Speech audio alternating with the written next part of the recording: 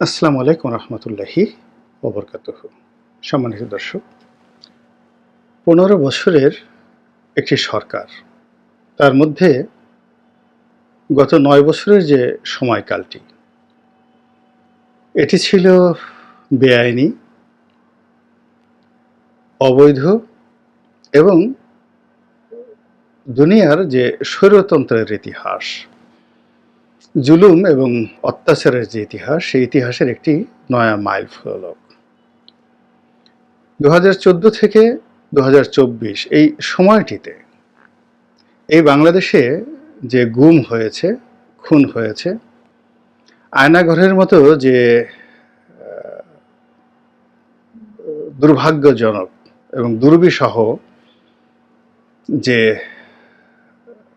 ঘটনা ঘটেছে,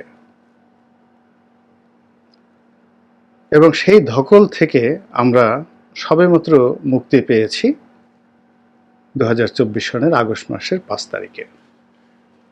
এবং আমাদের এই জাতীয় জীবনের ১০ বছরের যে দুর্বিষহ, দুর্বিপাক, বঞ্চনা, শোষণ, অত্যাচার, জুলুম, এই সব কিছুর বিপরীতে এখনকার যে স্বাধীনতা, সেই স্বাধীনতার যে স্বাদ এবং আহ্লাদ, এটি আমরা আসলে আত্মস্থ করতে পারছি না অনেকেই। কেন? মূল কারণ হলো যে আমাদের এই সমাজটিতে যে গণতন্ত্রের বাতাস সর্বদা যেভাবে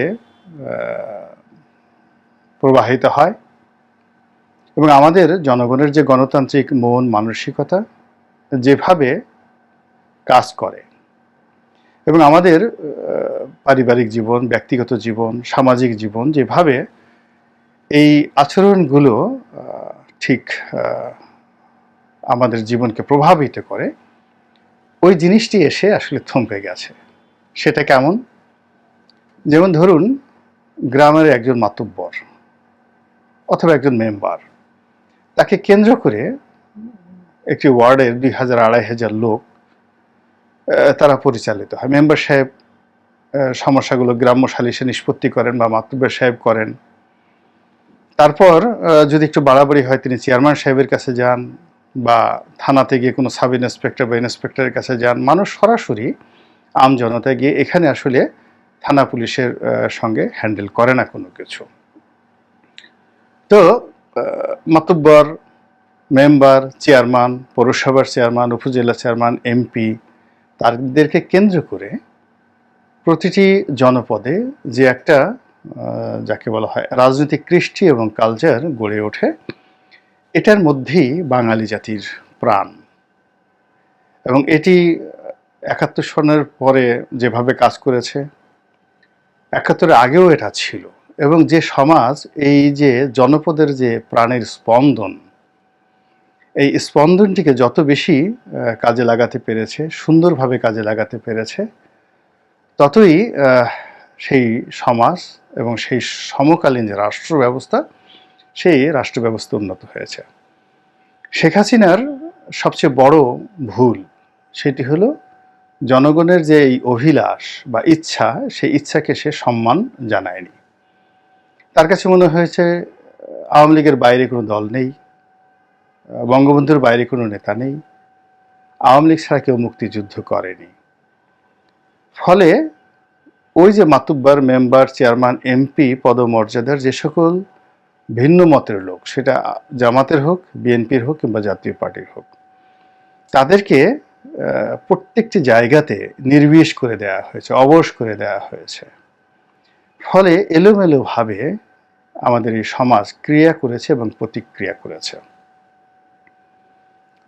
তো সেই জায়গা থেকে বের হয়ে আমরা যখন ৫ তারিখ একটা নতুন অবস্থার মধ্যে পড়েছি, তখন আমাদের দীর্ঘদিনের যে প্রাণের আশা এবং আকাঙ্ক্ষা, গণতান্ত্রিক চিন্তা এবং চেতনা, এগুলো একেবারে উপচে পড়েছে। যে যার মতো দাবি নিয়ে, দাওয়া নিয়ে রাস্তায় নামছেন। মানুষ স্বাধীনতার আনন্দে সব প্রোটোকল ভুলে গিয়ে প্রধান উপদেষ্টা মানে প্রধানমন্ত্রীর পদে যিনি আছেন ডক্টর ইউনূস তার বাসার সামনে হাজির হচ্ছেন।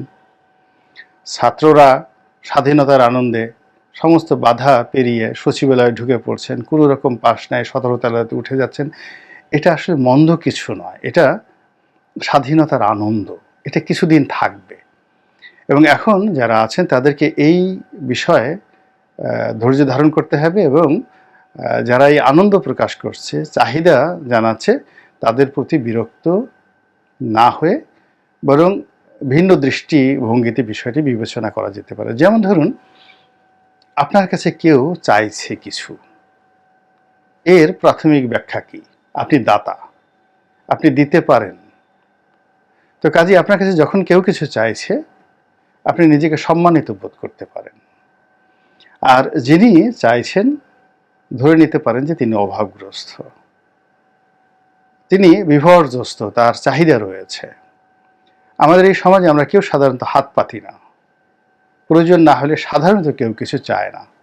আর রাস্তায় নেমে যখন আমরা কোনো কিছু দাবিনামা পেশ করি, তাহলে বুঝতে হবে যে অভাবটা বেশ জটিল, প্রয়োজনীয় এবং দীর্ঘদিনের। এবং সেই কারণে এই যে 15 বছরের যে বুভুক্ষ মানুষগুলো, সুবিধা বঞ্চিত মানুষগুলো, চাহিদা বঞ্চিত মানুষগুলো, যাদেরকে দমিয়ে রাখা হয়েছিল, তারা এই নতুন পরিবেশে তাদের সেই স্বাধীনতার কথা, প্রয়োজনের কথা জানান দেওয়ার জন্য রাজপথে নামছে। বিশৃঙ্খলা তৈরি হচ্ছে, আমরা অনেকে বিরক্ত হচ্ছি, অসহায় বোধ করছি, কিন্তু এটাই প্রকৃতির নিয়ম। এবং এই নিয়মটিকে যদি দমন পীড়নের মাধ্যমে বন্ধ করে দেওয়া হয় এবং এই নিয়মটিকে যদি একটি, যাকে বলা হয় ধৈর্যশীলতা, কূটনীতি, কৌশল, এগুলোর মাধ্যমে যদি নিষ্পত্তি করা না হয়, তাহলে এই স্বাধীনতার যে স্বাদ, এই স্বাদ আমাদের কাছে বিস্বাদে পরিণত হবে। কথাগুলো বলছিলাম এই কারণে যে এই সাম্প্রতিক সময় কিছু বিশৃঙ্খলা নিয়ে, অভাব নিয়ে, অভিযোগ নিয়ে নিদারুণ নেতিবাচক কথাবার্তা হচ্ছে এবং এরই প্রেক্ষিতে নির্বাচন কবে হবে, সংস্কার হবে, যেই কথাগুলো আসলে খুবই জনপ্রিয় ছিল। যেমন আমি বিএনপি বলেন, জামাত বলেন বা অন্যান্য রাজনৈতিক দলগুলো বলেন, তারা কিন্তু গত 3-4 বছর ধরেই মোটামুটি মানসিকভাবে প্রস্তুত যে আওয়ামী লীগের পতন যদি হয়ে যায়, তাহলে পরিস্থিতি সামাল দেওয়ার জন্য একটা নিরপেক্ষ সরকার আসুক এবং তারা 3 বছর, 4 বছর, 5 বছরও থাকুক। আমি অন্তত পক্ষে কারোর মধ্যে এই বিষয়ে কোনো বিতর্ক দেখিনি। সবাই চেয়েছে, কিন্তু তারা যে জিনিসটি চেয়েছে সেটি হলো যে সরকার আসবে তাদের সঙ্গে রাজনৈতিক দলগুলোর একটা দহরম মহরম সম্পর্ক থাকবে এবং রাজনৈতিক দলগুলোর যে কতগুলো সমস্যা রয়েছে সেই সমস্যাগুলো সেই সরকার বুঝবে এবং সেই অনুযায়ী রাজনৈতিক সমস্যাগুলো, রাজনৈতিক দলের সমস্যাগুলো যেভাবে নিষ্পত্তি হবে এবং একই সঙ্গে যারা ক্ষমতায় থাকবে তারা সব দলের সহযোগিতা নিয়ে যে প্রয়োজনীয় সংস্কারগুলো এবং খুব দরকার, যেগুলো জগদ্দল পাথরের মতো জাতির উপর চেপে আছে, সেটি আইন হোক, কানুন হোক, প্রথা হোক, নিয়োগ হোক, বদলি হোক, সব জিনিসগুলো সরকার করবে। কিন্তু গত 15 দিনে যেটি হচ্ছে সেটি হলো খুব দ্রুত অনেকগুলো ঘটনা ঘটে গেছে। যেমন উপদেষ্টা মণ্ডলী নিয়োগ পেয়েছেন। এখন প্রথা অনুযায়ী দেশের রাজনৈতিক দলগুলোর সাথে আলাপ আলোচনা করে সব দলের সংমিশ্রণে তারা নিরপেক্ষ লোক, সমাজে ভদ্রজন, অতীতে আমরা যে কয়টি তত্ত্বাবধায়ক সরকার পেয়েছি এটি অন্তর্বর্তীকালীন কিন্তু তত্ত্বাবধায়কের মতোই, সেখানে বিএনপির মাইন্ডেড লোক ছিল, জামাত মাইন্ডেড লোক ছিল, আওয়ামী লীগ মাইন্ডেড লোক ছিল, ফলে তাদের সঙ্গে একটা যাকে বলে রাজনৈতিক দলগুলোর একটা সম্পর্ক থাকার কারণে কোনো অভিযোগ আসেনি। কিন্তু এইবার যারা নিয়োগ পেয়েছেন তারা কাদের মাধ্যমে মনোনীত হয়েছেন, কিভাবে হয়েছেন, কারা করেছে, কোন জায়গা থেকে করেছে, এটি এখনই স্পষ্ট নয়। ফলে কি হচ্ছে, এই সরকারের যে কর্মকাণ্ডের যে ধারাবাহিকতা, সেই ধারাবাহিকতা তৈরি হচ্ছে না। যেহেতু তাদের সঙ্গে রাজনৈতিক দলগুলোর সমর্থন নেই, ফলে সেই রাজনৈতিক দলের চেইন অফ কমান্ডে যে জনসমর্থন, সেই জনসমর্থন না থাকার কারণে ছোটোখাটো সমস্যা এই উপদেষ্টা মণ্ডলী তারা সামাল দিতে পারছেন না। যেমন ব্রিগেডিয়ার এম শাখাওয়াত সাহেব একটা বক্তব্য দিলেন, সেটি নিয়ে লঙ্কাকাণ্ড ঘটে গেল এবং তার দপ্তর বাদ দেওয়া হলো। আর ডক্টর আসিফ নজরুল কিছু কথা বলছেন, এখন সেই কথাগুলো তার মতো লোকের কথা আত্মস্থ করার জন্য বা বোঝার জন্য যে ধরনের ধৈর্য সহ্য দরকার, আমরা অনেকে সেটা প্রদর্শন করতে পারছি না। তিনি যখন একটা ন্যায়ের পক্ষে কথা বলছেন, সত্যি কথা বলছেন, সবাই তাকে বকাঝকা করছে। তো এরকম যদি হয়, আমি দেখলাম যে ডক্টর আসিফ নজরুল যেই দিন দায়িত্ব নিয়েছিলেন, এমনকি একেবারে যখন কারফিউ চলছিল তখনও তার চেহারা ছিল যত সুন্দর ছিল, দায়িত্ব নেওয়ার পর তিনি অনেকটা বিমর্ষ হয়ে পড়েছেন। তো এইটার কারণ হলো যে রাজনৈতিক দলগুলোর সঙ্গে এই উপদেষ্টা মণ্ডলীদের যে সম্পর্ক এটি নেই, আর ডক্টর মোহাম্মদ ইউনূসের নেতৃত্বে যে সরকার, সেই সরকার যে রুটিন ওয়ার্ক, সেই রুটিন ওয়ার্ক অনুযায়ী রাজনৈতিক দলগুলোর মধ্যে যে ধরনের বৈঠক হওয়া দরকার সেটা হচ্ছে না। না হওয়ার ফলে কি হচ্ছে, অনেকে ধৈর্য হারিয়ে ফেলছেন, অনেকের সন্দেহ হচ্ছে, অনেকের অবিশ্বাস কিন্তু মারাত্মকভাবে বেড়ে যাচ্ছে। কেউ বলছেন যে এই সরকার কতদিন থাকবে, এই সরকারের পেছনে কারা আছে, এই সরকারের উদ্দেশ্য কি, তারা কি আজীবন ক্ষমতায় থাকবেন, নাকি আবার তাদেরকে তাড়ানোর জন্য নতুন করে বিএনপি, আওয়ামী লীগ, জামাত একত্র হয়ে তারা আবার আন্দোলন করতে হবে রাজপথে, এরশাদ বিরোধী আন্দোলনের মতো।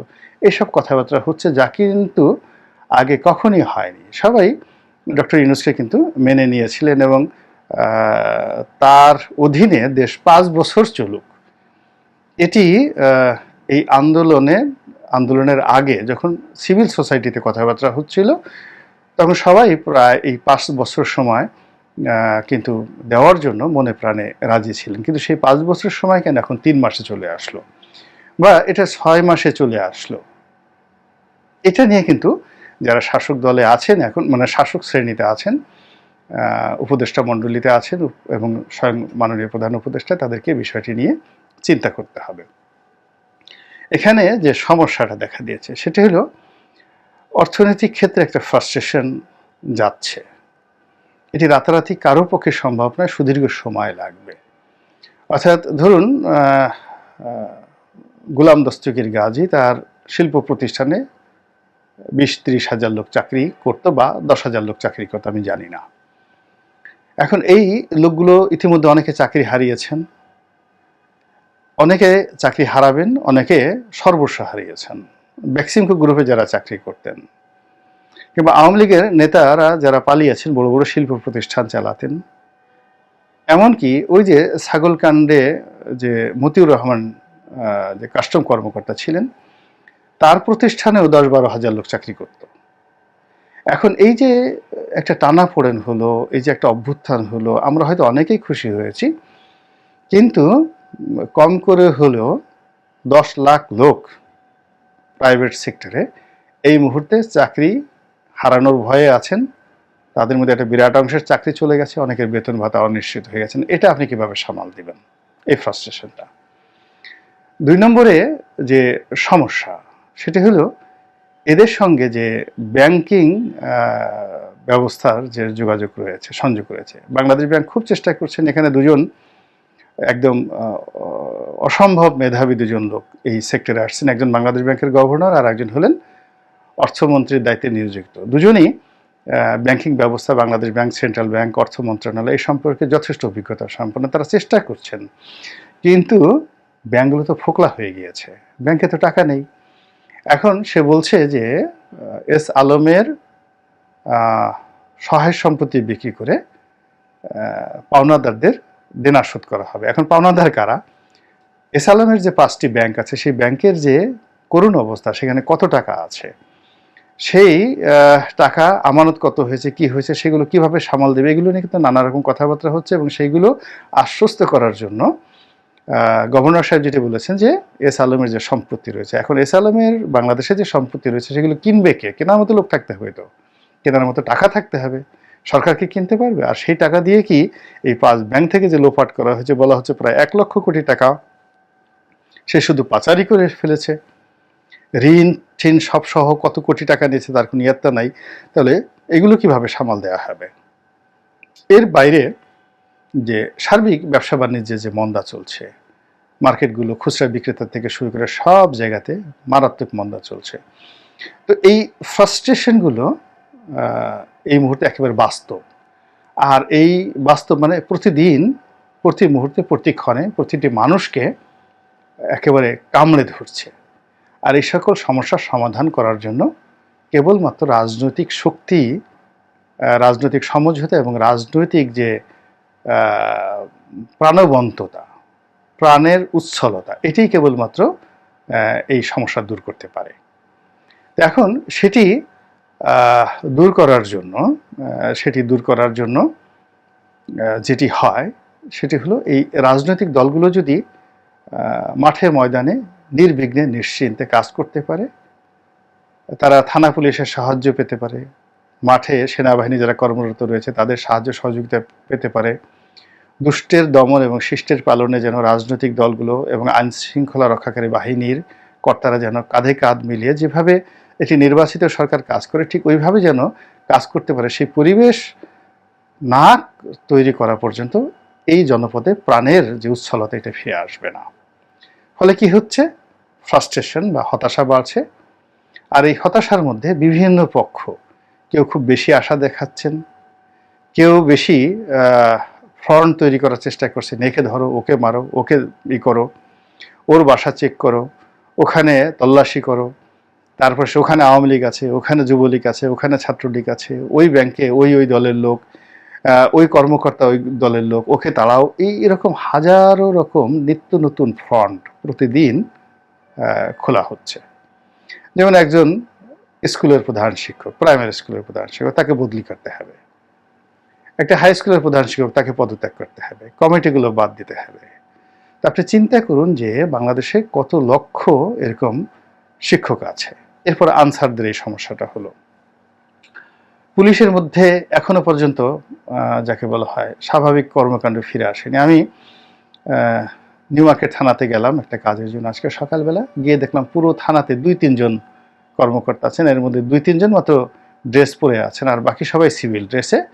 তাহলে নিউ মার্কেট থানার মতো, মানে নীলক্ষেত থানার মতো অতি গুরুত্বপূর্ণ একটি থানাতে একজন ডিউটি অফিসার ড্রেস পরে আছেন, আর 2-3 জন সাব ইন্সপেক্টর আছেন যাদের সিভিল ড্রেসে।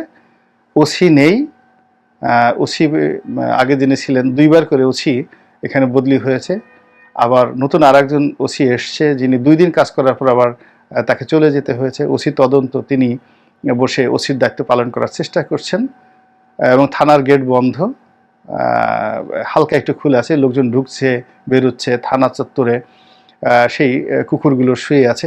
আপনি এই দৃশ্য না দেখলে বুঝতে পারবেন না। এবং কেউ বললো অমুক থানা পড়ে গেছে, এই আবার সেই খাগড়াছড়িতে সেনাবাহিনীর সঙ্গে একটা অপ্রীতিকর ঘটনা ঘটেছে, খাগড়াছড়ি না কোন একটা থানার যেন পার্বত্য অঞ্চলের, সেটি নিয়ে পুলিশের মধ্যে নিদারুণ আলাপ আলোচনা হচ্ছে। সব মিলিয়ে যে হতাশা, সন্দেহ, অবিশ্বাস এবং অস্পষ্টতা, এটি একেবারে বাস্তব। এবং এই বাস্তবতার কারণেই ডক্টর ইউনূসকে নিয়ে মানুষের যে স্বপ্ন ছিল সেই স্বপ্ন ধীরে ধীরে ভাঙতে শুরু করেছে, স্বপ্নের বরফ গলতে শুরু করেছে। মানুষ তাকে যে একটা লম্বা সময় দিতে চেয়েছিল, তাদের বক্তব্য হলো যে মর্নিং শোজ দ্য ডে, একেবারে শুরুতেই তো আমরা এমন কিছু দেখছি না যে কারণে 5টি বছর আপনার প্রতি নির্ভর করা যায়। ফলে এই দ্রুত নির্বাচন দেওয়ার জন্য বিভিন্ন মহল থেকে চাপ দেওয়া হচ্ছে। আর এখন এই যে অরাজকতা চলছে, এই অরাজকতার ফলে সবচেয়ে বেশি ক্ষতিগ্রস্ত হচ্ছে বিএনপি। এর কারণ হলো সারা দেশে যে অরাজকতা শুরু হচ্ছে, চাঁদাবাজি শুরু হচ্ছে, হয়তো আওয়ামী লীগের লোকে করছে, হয়তো অন্য লোক করছে, হয়তো বিএনপির লোক করছে, কিন্তু দায় দায়িত্ব বিএনপির কেন্দ্রীয় কমান্ডের কাছে চলে আসছে, এবং পত্রপত্রিকা যেভাবে বিএনপির নাম আসছে তাতে করে বিএনপি দ্রুত জনপ্রিয়তা হারাচ্ছে। ফলে যদি একটি নির্বাচন হয়ে সেখানে বিএনপির হাতে রাজনৈতিক কমান্ডটা আসে, সে ধরুন সংখ্যাগরিষ্ঠতা নাও পেল, কিন্তু যে এলাকাতে তার এমপি হচ্ছে, নির্বাচিত হবে, তারা তো সেই এলাকায় নিয়ন্ত্রণ করতে পারবে। আর অন্য এলাকাতে যদি জামাতের হয়, আওয়ামী লীগের হয়, অন্য কারো হয়, তখন তারা সেই এলাকার জন্য দায়ী হবে। কিন্তু এখন দেখা যাচ্ছে ঢালাওভাবে কোথাও চাঁদাবাজি হচ্ছে, একে দশমকে বলছে বিএনপি করছে, কোথাও দখল হচ্ছে, কোথাও বা অন্য কোনো অকারেন্স ঘটছে। সব মিলিয়ে বিএনপি যে চাপের মধ্যে পড়েছে, তো এই চাপ থেকে বাঁচার জন্য আসলে তাকে নির্বাচনের বিকল্প অন্য কোনো ব্যবস্থায় তার বিশ্বাস রাখা, আস্থা রাখা সম্ভব নয়। এমনকি ডক্টর ইউনূস এখন যা করছে তার চেয়ে যদি 1000 গুণ ভালো করেন তাহলে হয়তো ডক্টর ইউনূসের জন্য ভালো, কিন্তু বিএনপির জন্য এখন যে পরিবেশ পরিস্থিতির সৃষ্টি হয়েছে তাতে ক্রমশ তার জনপ্রিয়তা হুমকির মধ্যে পড়ছে, তার চেইন অফ কমান্ড ভেঙে পড়ছে, এবং অনেক জায়গাতে মারামারি কাটাকাটি হচ্ছে, দলের মধ্যে বিভিন্ন গ্রুপ উপগ্রুপ নিয়ে অনেক মানুষ আশাহত হয়ে পড়ছে, বিএনপি নেতাকর্মীরা এবং বিশেষ করে মনোনয়ন যারা প্রত্যাশী তাদের মধ্যে অন্তর্ঘাত কলহ বেড়ে যাচ্ছে এবং কোনো কোনো জায়গাতে নিয়ন্ত্রণ করা যাচ্ছে না, এবং অনেকগুলো কমিটি বাদ দেওয়া হয়েছে, অনেকে শাস্তি দেওয়া হয়েছে, কিন্তু পরিস্থিতি দিনকে দিন ভালো না হয়ে আরও খারাপের দিকে যাচ্ছে। তো এই অবস্থা থেকে পরিত্রাণের জন্য বিএনপি বা সমমনা যারা দল তারা একটি দ্রুত একটা নির্বাচনের জন্য একটা রোড ম্যাপ চাচ্ছে। এখন সেই রোড ম্যাপ চাওয়ার বিপরীতে ডক্টর মোহাম্মদ ইউনূস যে ভাষণ দিয়েছেন সেই ভাষণ একটা ইনফিনিট ভাষণ, এবং সেই ভাষণের মধ্যে কোনো দিক নির্দেশনা নেই। ফলে আমার কাছে মনে হচ্ছে যে আমরা যে স্বপ্নবাসর রচনা করেছিলাম সেই অভ্যুত্থানের পর, গণ অভ্যুত্থানের পর, সেই স্বপ্নবাসর ক্রমশ আমাদের কাছে ফিকে হতে বসেছে। আল্লাহ আমাদের সবাইকে হেদায়েত দান করুন এবং হেফাজত করুন। আসসালামু আলাইকুম ওয়া রাহমাতুল্লাহি ওয়া বারাকাতুহু।